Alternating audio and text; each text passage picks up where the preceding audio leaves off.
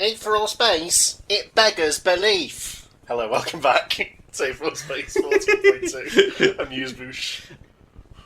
I would do a Garth Marenghi bit, but I do not have the wit to fucking sell it like they do. It's so good. If you don't understand, by the way, you need to watch something on YouTube. Look up Garth Marenghi's Dark Place and just watch that. That's Listen and learn. Yeah, maybe you could learn a thing or two from a real hashtag author, actor, director. Alright, you ready? 3:31. Yeah, no, said Dragon. Azez cocked his head, the shadows playing across his features, his brown cloak pooled on the floor around him. Is there a problem, Dragon Hadrian? There's no way you're alive. No, I know you're not alive. Your body was displayed at your funeral. There are more pictures of your corpse than people on this planet. You don't think that corpse could have been fake? Azez smiled. Was it? For a moment, the young man didn't reply. But only for a moment. He closed his eyes and chuckled lightly. I'm glad you're a rational person, at least. A lot of people who end up here aren't. He opened his golden eyes again. It's as you say. Azez Tazir died many centuries ago. Think of me as something he left behind. Dragon narrowed his glowing eyes, slowly circling his counterpart. For what purpose? For this purpose, Azez replied casually. To greet the successors to my title and take their measure. Congratulations on your victory in the Dawn contest, by the way. So you're some kind of projection. Azez very nearly rolled his eyes, but restrained himself. Instead, he reached for his collar and pulled it down, baring his chest, or where a human being's chest would have been. Instead, there was just a framework lattice of thin lights, and visible within where a heart should have been floated a shining lantern. Again, Azez continued, it's as you say. This form is just something projected by the lantern of truth, the real Azez Tazir's aether armament. This impression of consciousness, too, is just that. An impression. Perhaps the word fabrication is more accurate, though? I'm able to speak and interact with you to a certain degree, but please make no mistakes, I am not a sapient actor.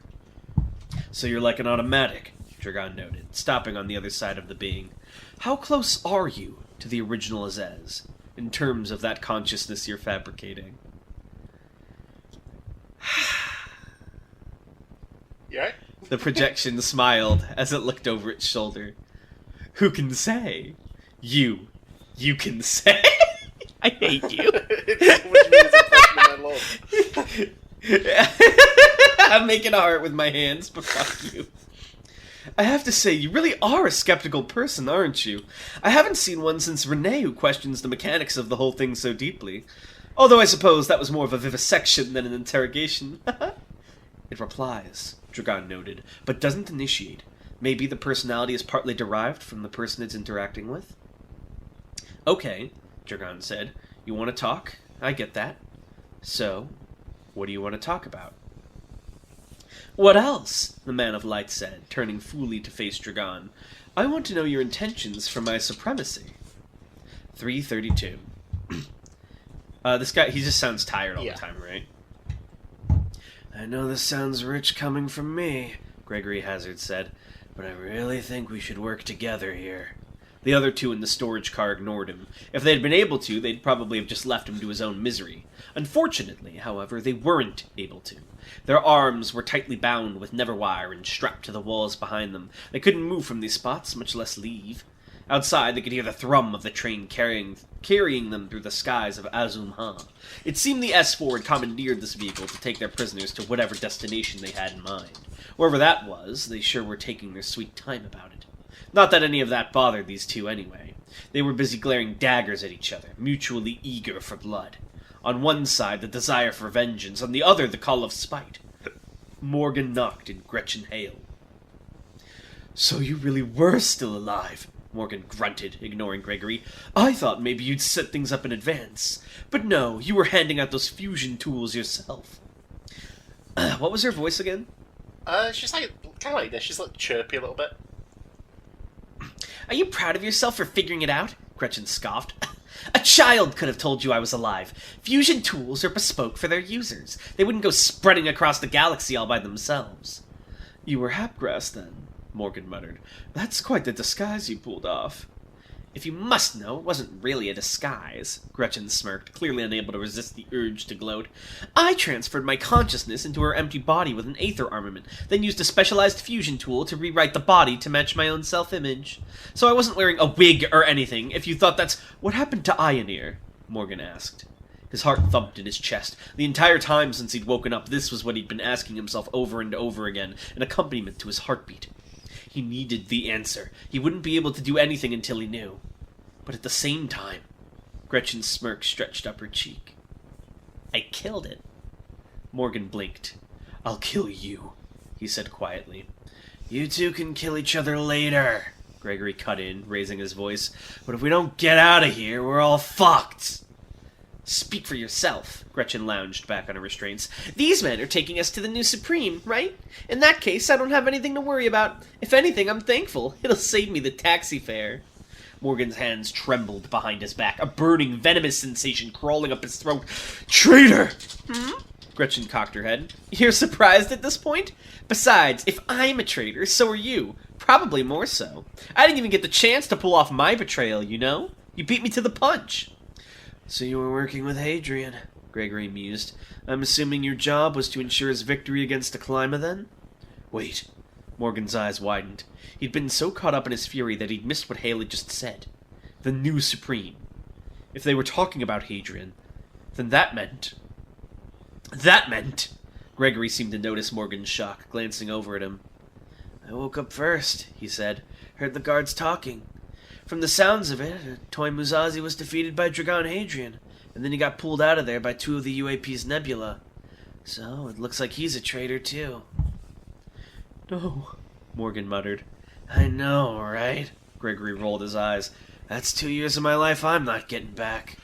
Morgan went to snap at the other man, but before he could, Gregory turned back to Gretchen. Anyway, he said casually, I wouldn't be so confident if I were you. She raised an eyebrow. Why not? You said it yourself, didn't you? You weren't able to pull off your part of the plan. Instead of an easy win against Aklima, Hadrian had to fight for his life against Muzazi. If I were him, I might see that as a betrayal.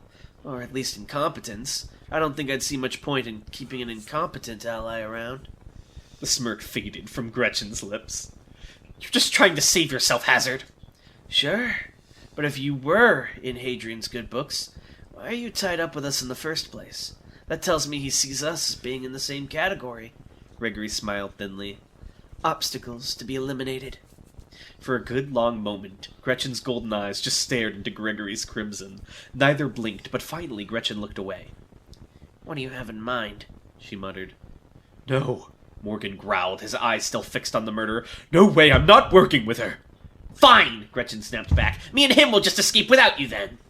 I'm so popular all of a sudden, Gregory sighed. But we need all three of us if we're gonna do this. Once we're out, we need to break through the S4 lines and get off this train. And my escape method needs all of us too. What is it you have in mind? Gretchen asked. This Neverwire's pretty high-quality stuff, Gregory said. Sufficient to keep each of us suppressed, at least. But that's each of us individually. No multi-infusion? Slowly, Gretchen nodded. I see. You want us to channel all of our aether into one of our bodies simultaneously so it destroys that Neverwire restraint, and then they bust the rest of us out? Exactly, Gregory replied. The way they've tied us up, we can just about touch each other with our feet. We make contact, then we push our aether in the same direction as hard as we can. It'll give. Not bad, Hazard, Gretchen's smirk returned. I didn't realize you had a working brain back there. I suppose the only question is, who do we break out first? Morgan cut back in, his voice harsh. Not her! I thought you weren't cooperating, Noct? Gretchen sneered. Not her! Morgan repeated, ignoring her, his gaze on Gregory. Break me out and I'll get you free. You know I'll honor my word.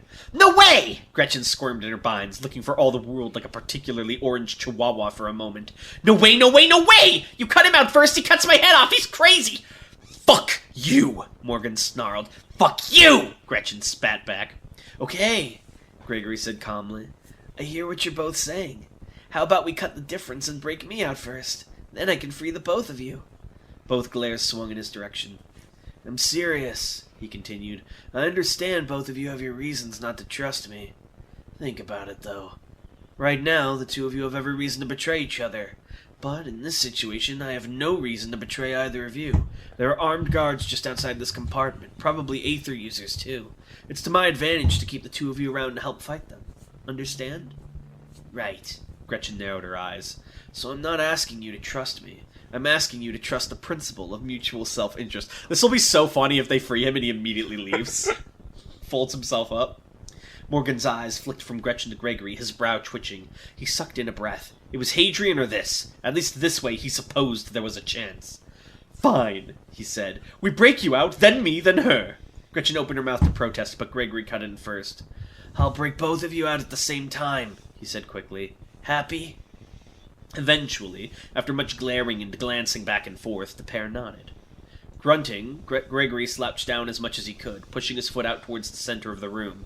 Morgan and Gretchen mirrored his movements. Neither of them were particularly tall, so it took quite a bit of maneuvering, but eventually they managed to assume a position where all three of their bodies were just barely in contact.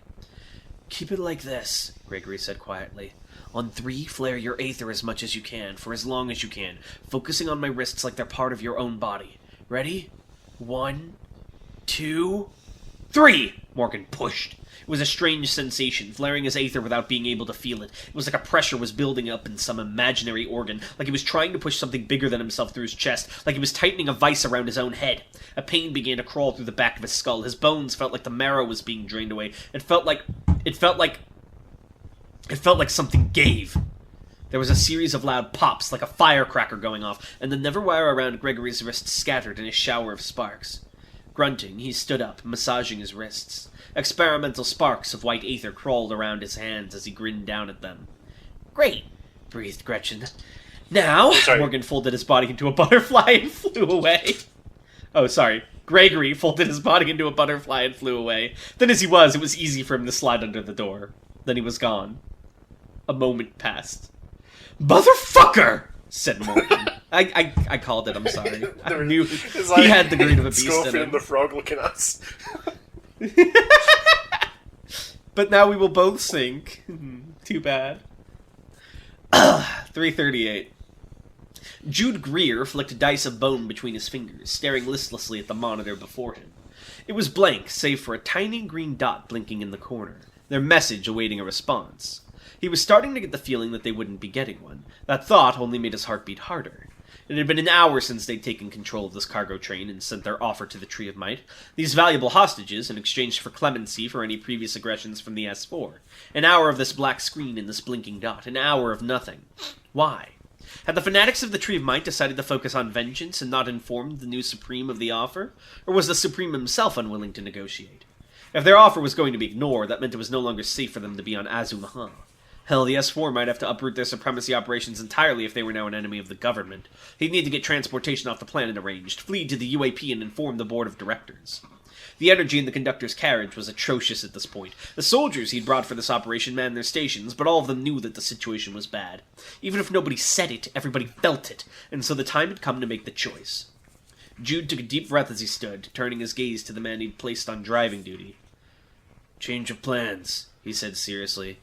"Stop the loop and take us to New Verse Starport." We thump! His head snapped up, looking towards the ceiling. That sound had come from the roof. Slowly he readied his spear. "What was that?" he asked. 339.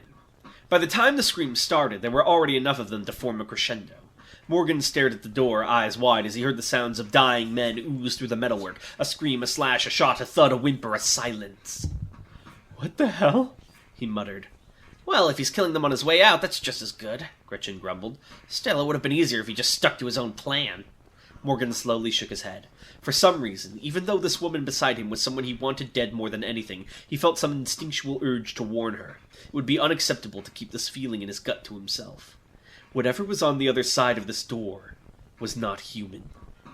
"Wait!" shouted a deep voice from the next compartment, emboldened by panic. Wait! I have the key code! I'll give you the hostages! I'll forget all about this! Just let me live!" For a moment, Morgan heard nothing, and he thought that whoever had spoken had surely been killed as well.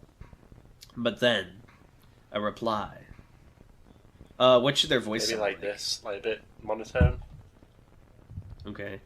"If I let you live," someone said, "you use that gun you have in your inner pocket to shoot me in the back as I cross the threshold. Wait, A clatter, a gun dropping to the floor. "Please, if I let you live," someone said, "you kick the corpse of your comrade aside and run me through with that spear you've hidden beneath him." I know this voice. Footsteps, someone walking towards the door, growing slightly louder. A thump as someone's back collides with it. "There, now I can't—" "If I let you live," someone said, "you try and kill me, always."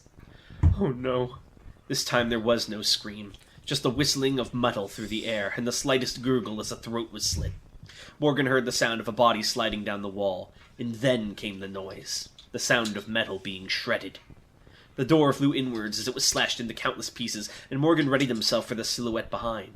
The man looked like he'd come here straight from bed, wearing white pajamas and an undone green dressing gown, but his stance was that of a warrior. Cold, cogitant blue eyes surrounded by a mess of blonde hair and stubble. Green aether crawled up his cheek. In his hand he held a bloody dinner knife. Over his shoulder, Morgan could see the dismembered corpses of their captors. A dinner knife. He'd done all this with a dinner knife! Gretchen's mouth spread into a wide and pure grin. Morgan's heart dropped in despair as they both beheld the figure of Balte Kojiro. He's back! LeBron edit. He's fucking back. Oh my god, so we didn't abandon her then. She was right. This is it. I'm dead. I'm dead for real this time. The last time Morgan had seen this man, the former leader of the Seven Blades of the Turning of the Air, he'd been betrayed and stabbed in the back, spared a torturous death only by Aenir's intervention. But now Aenir was gone, Morgan was helpless, and Balte Kojiro no doubt desired revenge for his humiliation. He would die in this room. "Balte!" Gretchen chirped excitedly, wriggling as she tried to climb to her feet before remembering that she couldn't. "What are you doing here?" Balte's gaze drifted over to her, but his face remained blank. "Gretchen," he said, his voice quiet and emotionless, "I need the new Leviathan you've made." Her eyes widened. "How did you—" "Please," he said, even as his tone remained unchanged, stepping over to her. "There isn't any time." He reached out with his tiny knife and slashed through Gretchen's restraints effortlessly. Morgan couldn't help but imagine how easy it would go through his neck. Balte had only been second to Negan Rush in terms of swordsmanship, after all. In the hands of someone like that, any blade was a manslayer. As soon as Gretchen was free, she reached into her Ragnarok forge, pulling forth an emerald blade. It was just as Balte had said. It seemed the blacksmith had recreated this blade. It didn't quite resemble the original. Its blade seemed to be formed from some kind of thin emerald rather than metal, but Morgan had no doubt it would serve.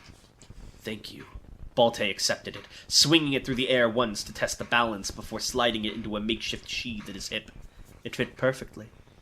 "What's going on, Balte?" Gretchen insisted, looking up at the taller man. "I mean, I'm glad you're out and everything, but—" "It should be obvious," he interrupted, voice flat. "I came to save you." That seemed to shut her up.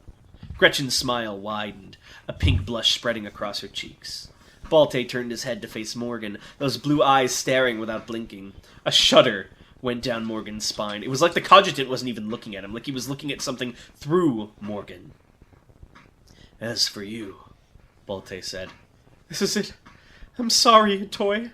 I'm sorry, Aenir." The blade moved, and the restraints fell from Morgan's wrists, cleanly cut. "What?" Morgan said. "What?" Gretchen cried. Balte glanced back at her. "Musashi only appears if we have Morgan knocked alive with us. You save all of us, or you save none of us. If Noct is dead, things don't play out the way I want. Understand?" "No!" "That's fine," Balte said casually. He turned to face Morgan again. "Come with us, Noct. You won't come to any harm if you do." Oh, hang on, my headset turned off 1 sec. Boop, boop, boop. I'm back. Morgan pushed himself back across the floor, as if trying to slide through the wall and out into the night. Once again, the situation had swerved out of his comprehension. Was this a trick? A trap? No, that didn't make any sense. If Balte wanted him dead, he had the perfect chance to kill him just now. Did he want him as bait for Musashi? Is that what he meant by Musashi appearing? It was strange. He looked behind Balte's shoulder, to where Gretchen was glaring at him. To be honest, he'd planned on attacking Gretchen the moment he was free. He was just as bad as Gregory. But right now, he didn't dare. The pressure emanating from Balte Kojiro would not permit that. If Balte wanted Morgan dead, he would die. That was the sensation he now felt from his former superior officer. Balte interrupted Morgan's downhill train of thought. If we stay here, we'll all be killed when the man called Appointment attacks this train in 51 seconds. I need an answer in the next 30, or else I take Gretchen, leave, and pursue another route. Your answer, Noct. Morgan blinked. There was a strange shivering inside his throat. No matter how hard he tried, he couldn't bring the words out. If his reticence irritated Kojiro any, he didn't show it. The man just squatted down, ignoring Gretchen's frantic requests to elaborate, bringing himself face to face with Morgan. Those empty blue eyes peered into the new moon's soul. I'll make it simple for you. Choose life or choose death, he said simply. Now! Morgan spent precious seconds looking back into the eyes of the man before him. No matter how deeply he looked, and no matter how hard he searched for it, he couldn't find any sign of the duplicity he was looking for. Right now, he had no doubt that Balte Kojiro was telling the truth. And so... Life, Morgan breathed. Is this another callback? What do you mean?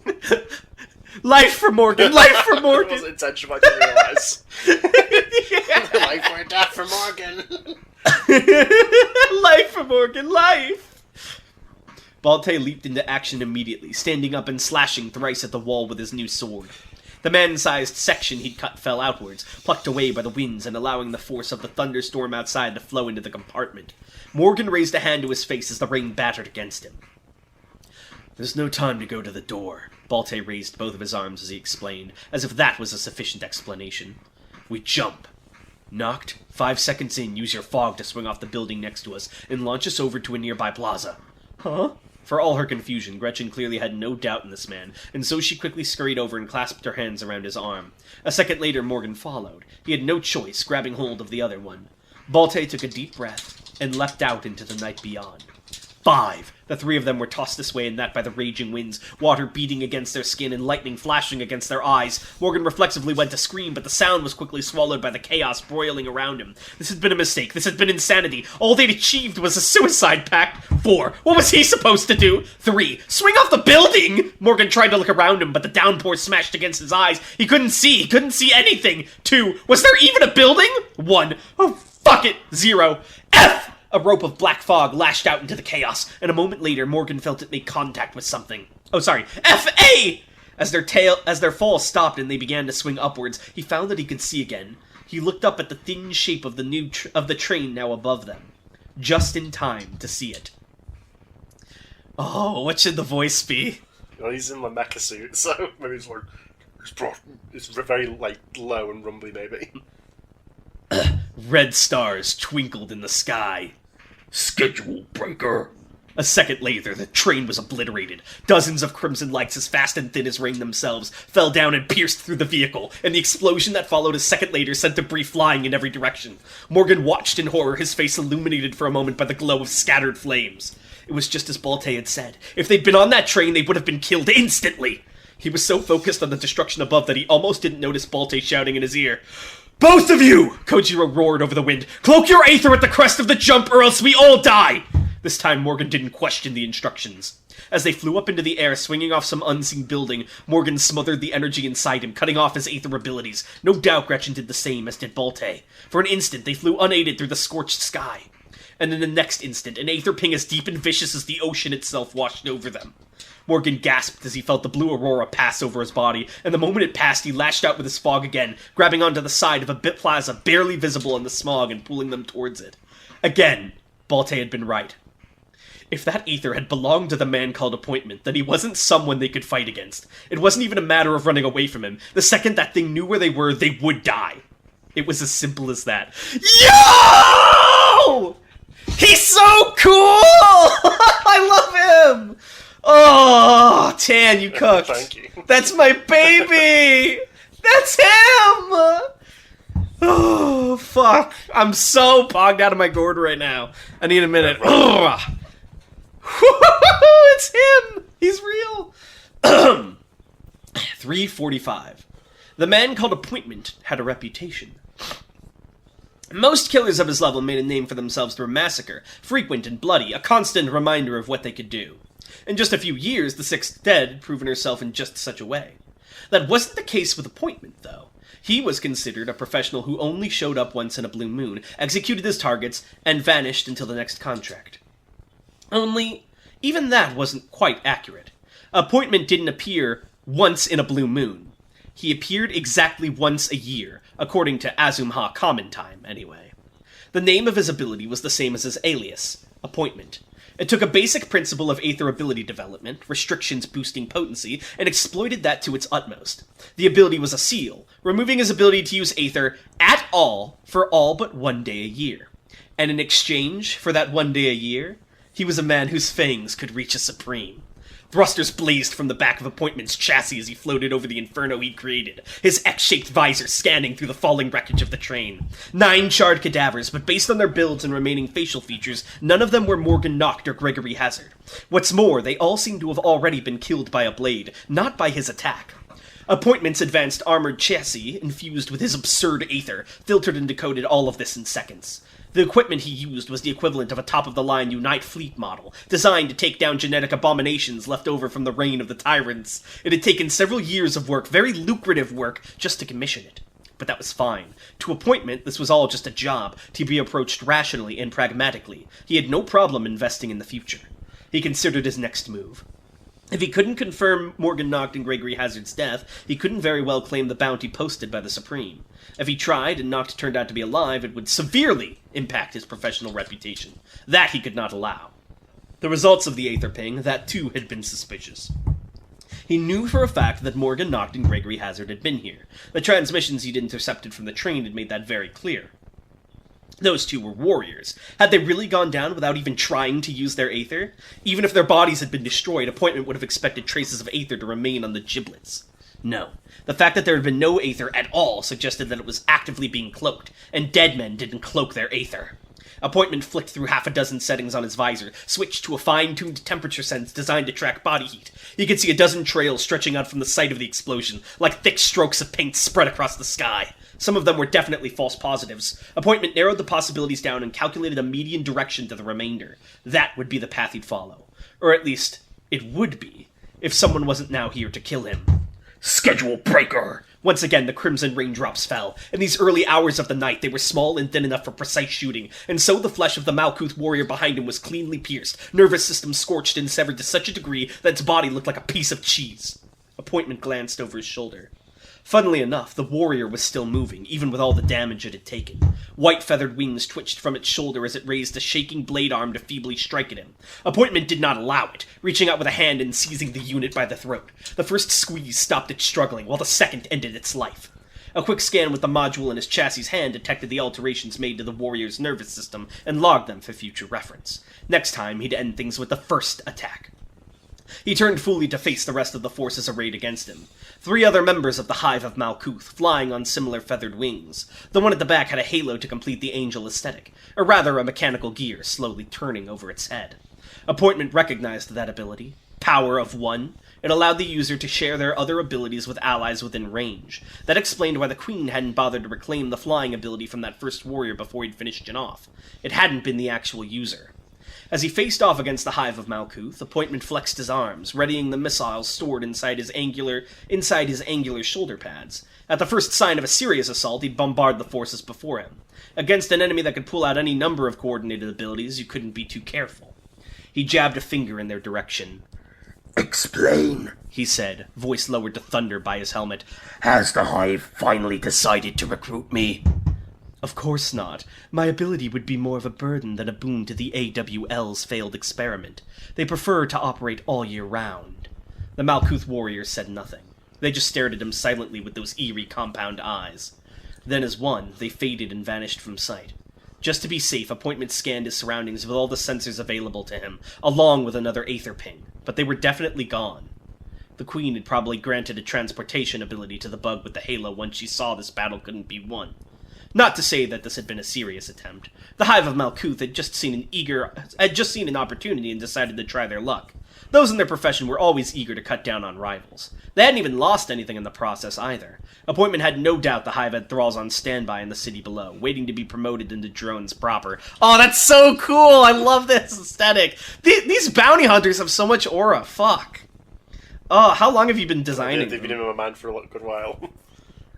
Oh, I'm so pogged! If anything, he was the one who had lost out. While he'd been dealing with those flies, the trail he'd intended to follow had quite literally gone cold. For the time being, Morgan Noct and Gregory Hazard were out of his reach. He clicked his tongue. Lucky bastards. Do you want a popcorn? Sure. 347. Gideon Grain, called the Kennel Master by some, sniffed the air as he strode through the broken window of the hotel room, glass crunching under his boots. One of his massive hounds, Guard, strode alongside him, sniffing the air for threats. Its tail dragged along the ground behind it, motionless. Good. That was the way Gideon liked it. His eyes flicked around the wrecked sitting room, scratching idly at his dust-grey mutton chops. Wary of traps, Gideon tapped the tiny dog resting atop his hat. "Storage," he grunted, voice gravelly. "Bring out search 1, 2, and 3. Storage yapped in response, and a second later there was a series of sickening crunches as it began to open its mouth wider and wider, far beyond what could be expected for an organism of its size. By the time it was done, Storage's jaws had stretched to the point they were bigger than Gideon himself, and he was not a small man. Is he like Chester from Don't Starve Together? I don't know that guy. 3 dogs crawled out of Storage's cavernous throats, their bodies as long and thin as snakes. If not for their tiny limbs and twitching snouts, one might not have realised they were dogs at all. Dogs at all, yeah, that works better, actually. They spread out through the hotel room, doosily searching for traps and other threats to their master. For his part, Gideon just sat down on the blood-stained couch, once it was confirmed clean of hazards, and lit a cigar, putting it to his lips. Guard dutifully sat down by his side, as still as a statue. The 8 phases of the turning of the Ur had certainly done a number on this place. He'd picked up the report of the Ur doing battle with their own bodyguards on a nearby rooftop, and followed the trail of destruction back here. Hopefully it would have the material he needed to begin his hunt in earnest. Search 2 scurried past, brushing Gideon's boot, and he kicked it away in irritation. It showed no sign of anger at the attack. In fact, it sped up its labours, crawling up the wall like a lizard and poking its head into the crawl space above. Gideon smiled. For master and servant, a relationship of terror really was ideal. He raised his hounds with that in mind. No, he's evil! Found! I can't believe this. Gasped Search 1 from his side. A bark warped into a word by hours of training. Found! Oh my god, that's horrifying. Gideon turned to look. Search 1 had returned from the hallway, carrying something in its mouth, some kind of fabric. He tore it from the dog's jaws, turning the garment over in his hands. It was one of those new trendy dresses, the kind of thing you'd find in a young girl's closet. His mouth twisted up into a lopsided grin. This belonged to the Ur, didn't it? Bingo. "Storage," Gideon barked. "Bring out tracking." He doesn't bother to name them either. He's so evil! Oh my god, dude, these bounty hunters rule! More cracks as Storage's jaws enlarged once more, and a second later, tracking emerged. Unlike the rest of the Kennel Master's dogs, it looked relatively normal. White fur and staring red eyes, with the sort of lean proportions you'd expect from a racing hound. As the searchers returned to the nest inside Storage's abyss, Tracking leaned over and sniffed the dress Gideon offered it. Slowly, the colour of its eyes deepened to a pitch black. Lock on. Gideon let his grin spread to the other side of his mouth. The other hunters could follow whatever trails they could find to go off to the small fry, but Gideon did things differently. He was going for the big one straight away, the Bratta Climber and the failure Musazi. He was sure he could find something that belonged to the full moon here too, after all. By the end of tonight, he was never going to have to worry about work again. "Just go through here, sir. We weren't sure what to do, so..." The grin fell from Gideon's face as the door opposite him opened, revealing the hallway beyond. Standing there was a hotel employee, her eyebrows raised in surprise to suddenly find someone here. And next to her stood a man in a city security uniform. It looked like the hotel had found the colder cops when they'd seen what the phasers had done to their property. He sighed. At any rate, he didn't want any complications. "Storage," he said. "Bring out corpse disposal." Oh shit! Do you want to come back in for the last couple, or...? Sure. Oh man. 347. The man was dying. Beyond that, he didn't understand a thing. He'd been sleeping, rough on the streets, when something had dragged him off into this alleyway. Not someone, something. After all, there was no way that the one now holding him up by the throat was human. It stared at him with merciless compound eyes like those of an insect, the red glow shining on his twisting face. It wasn't supposed to be like this. He had a daughter, he had a granddaughter. He couldn't die without seeing them one last time, without apologizing, as his legs flailed against empty air, but it was no use. Oh, sorry. As his legs flailed against empty air, he tried to force out words, but it was no use. God did not intend to grant him any more words. As the creature tightened its grip on his throat, he felt a stabbing pain, as though dozens of tiny needles were penetrating his neck. He gasped for air, and as he did so, again and again and again, glowing red veins spread out beneath the surface of his skin. As they charted the course of his nervous system, rewriting on the way, their vicious light burnt away everything he had. Will and memory, sentiment and intention, daughter and granddaughter were washed away like piss in the rain. When they were finished, the light of the veins faded, but the red glow lingered in his pupils. The creature released him, and the man dropped to the ground. He just stood there, a low moan oozing from his lips, staring into space. He no longer had the desire to run. He no longer had the desire to do anything at all. He might have stayed like that forever, a mere thrall, but she had need of him tonight.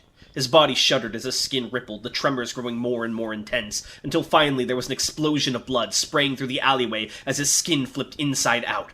The creature opposite him was painted red from head to toe, and yet it just stood there without flinching. It just watched.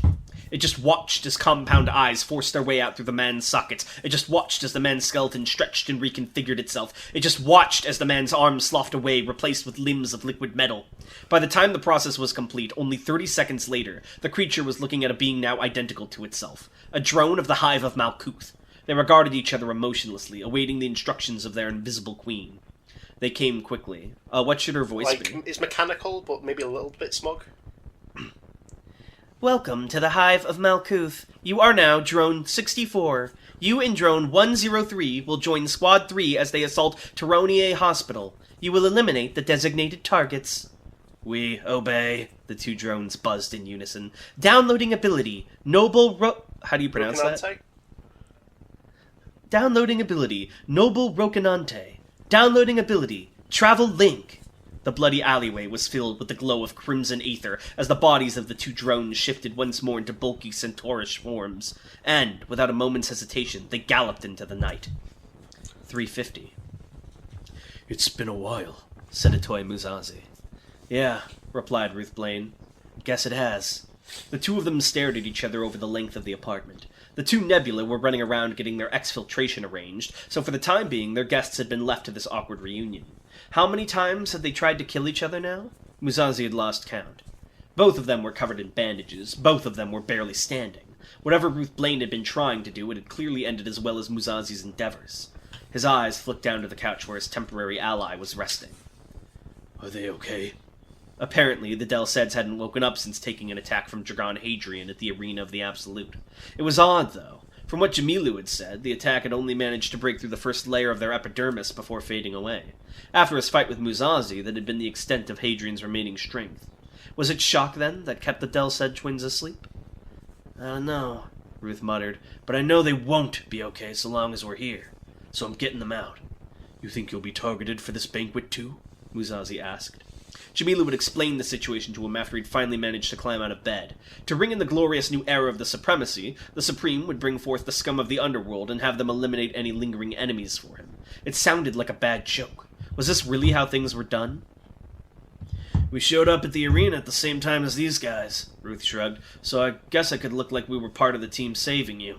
You know, I guess people are really pissed off about that."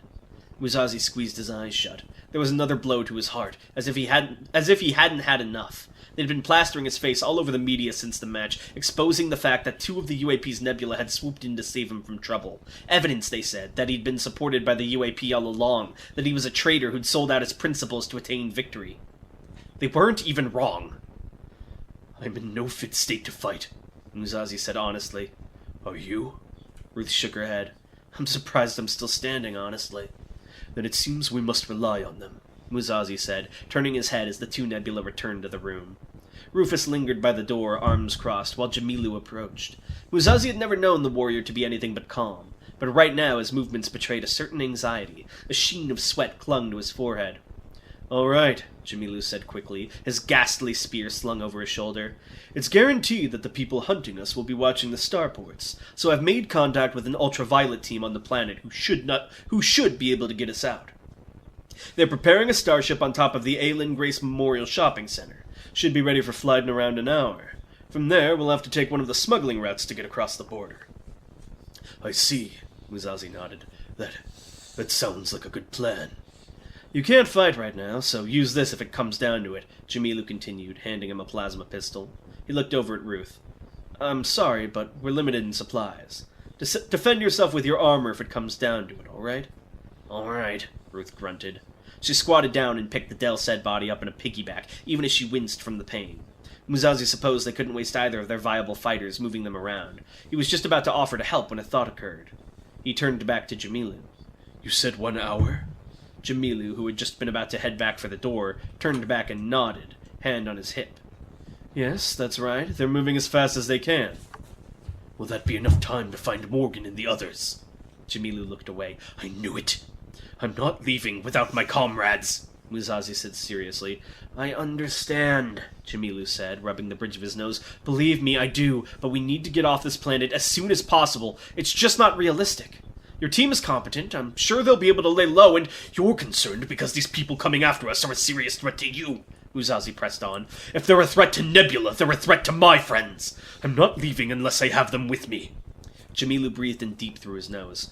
I'm sorry, but every second we spend on this planet is a risk. I am not extending that risk any further than... Musashi put the pistol to his head. I'll make it simple for you, he said. You save all of us, or you save none of us. Do it! Victory jeered. Nobody loves you! Jamilu exchanged a glance with Rufus and a glance with Ruth. After a moment, it seemed they realized none of them would be able to grab the gun in time. Musashi. Come on, Jamilu said quietly. Think about this. You wouldn't... I wouldn't! Musashi laughed. He'd forgotten what that felt like. What a strange thing to say, Nebula 2. You saw what happened at the Arena of the Absolute. You know my history. What I've lost, what I've bled. I'm sure you know all of that, and yet you say, I wouldn't? If you don't understand, then let me just ask the question another way. He glared into the eyes of the Nebula, and his gaze was steel. What exactly do you think I still possess that would stop me pulling this trigger? The spear slipped from Jamilu's grip and clattered to the floor. Damn you, the warrior whispered. God damn. No! He's literally doing the Cillian Murphy with the gun! Ah! Save my friends or I'll kill myself! There's so to it. No! No, that's my baby! Why do they want to save Musashi so bad? This is now a political tool. Fuck, Tan! Tan! I gotta say, all the bounty hunters are so fucking cool! Oh, I love it. I can't wait to see them go at it more. Oh, so much aura. Alright, anyway. Question time. Greenie asks, I think it's been mentioned before that there's at least a loose pattern to aether color in the person, but what's the nature of that pattern? Personality, color scheme, how the person feels about the color? Mindset, I would say, is the closest thing. I'm not going to go any deeper into it, but it's like mindset, I would say. Okay. Rurum asks, what in universe is a commonly held misbelief about a past supreme? Similar to how people think Napoleon was tiny or the Catherine the Great thing. There's a lot, like, Damon the Devilish has a lot of embellishment that he was, like, super crazy. It's like... Damon the Devilish once killed 12 people at a dinner. Like, oh, he was so insane. He was a true devil. He was so fucking crazy. At one point, he appointed a giant tardigrade as the Secretary of State. Lan asks, how much of every chapter is planned versus improvised? Well, how far in advance, I would say, is a difference. The arc, the general shape of what's going to happen in an arc, I have, like, from a good while ago. Like, I had this planned, like, before Elysian Fields, this current arc, for example. But in terms of getting from point A to point B, there's a bit more wiggle room there. But when I sit down to write a chapter, I generally know how that chapter is going to go in my head. Understood. Like, I know who's going to have scenes, like, and what's going to happen in them, basically. Oh, okay. Weiser asks, was Hazel Reinhardt from Ruby any inspiration for Mariloco? Wait, what's his character? He's not much of a character. His ability is no pain. Oh, okay. Lan asks, how widely known are the mechanics of Aether? Could I look them up on Wikipedia, for instance? You could probably look them up, but you might get some misinformation from people who don't know what they're talking about. So you'd have to sort through the bullshit a little bit. Like, if you're a normal civilian, for example, if you're military, you have a bit better access. Nod. Lan asks, did Dorothy force all her previous contest opponents to surrender? Yes. And would the Spear of Stillness prevent Aether movement / transformation abilities too? It depends on the nature. If there's like a biological change, like it would stop that. Yes. Alright, there are more, but I'm going to leave off here for now because that was a lot. I'm like sweating. Oh my god, what a chapter, dude. Well, thank you everybody for watching, and we'll freaking see you next time. Bye.